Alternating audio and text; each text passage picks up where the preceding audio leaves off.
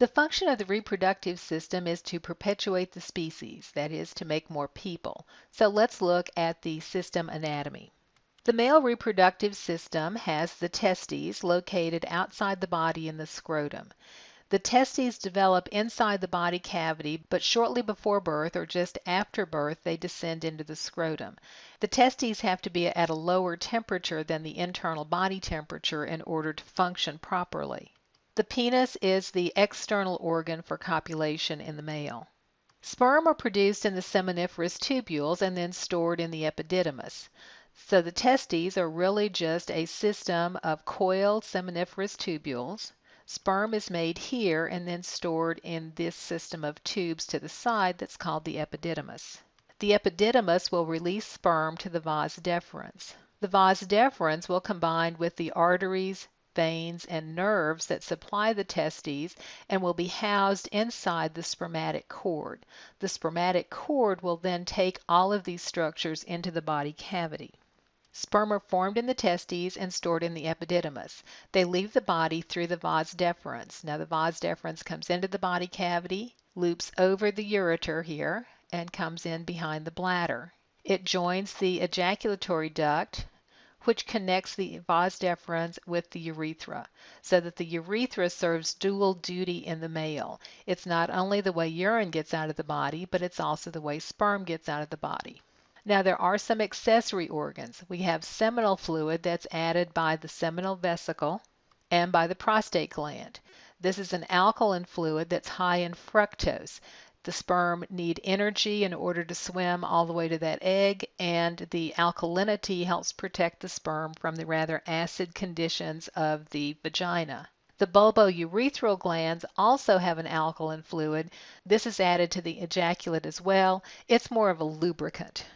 If we look at this model, here's the seminiferous tubules and the testes and the epididymis. The spermatic cord, which is going to have the vas deferens, the blood vessels, and the nerves, travel up and into the body.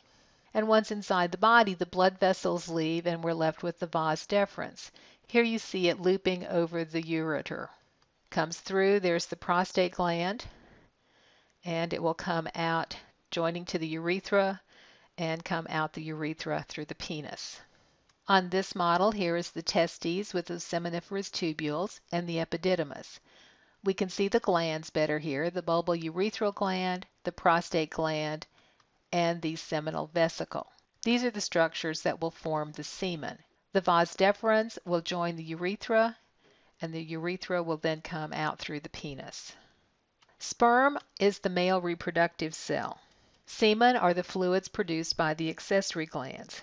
Semen is an alkaline fluid that contains fructose and other materials. The prostate gland, the seminal vesicle, and the bulbourethral gland all add components to the semen. As we look at the cat, here we see the scrotum. This would have a testicle in it. And then here is one testicle, one testis. This is the spermatic cord. It's going to have the blood vessels, the vas deferens, the nerve in it. Once we get up here in the body, the vas deferens comes out so that it can come around and join the urethra. The prostate gland is this swelling right here around the urethra, and then here is the cat's penis. If we look closely at a testis, this little white area on the side is the epididymis. In the female reproductive system, the ovary is the organ that produces the eggs. The fallopian tube is not directly attached to the ovary, but is very closely associated with the ovary.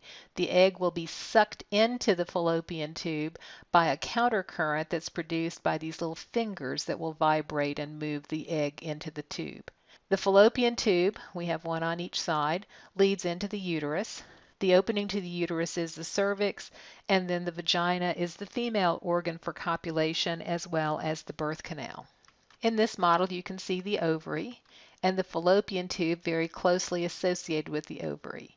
The fallopian tube will come in to join the uterus.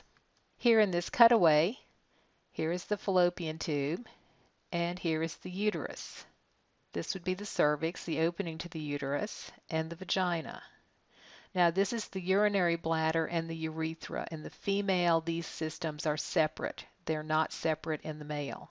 But you can notice how when we have a developing fetus in here, initially the uterus puts a lot of pressure on the bladder, which is why the first trimester women seem to have to pee a lot.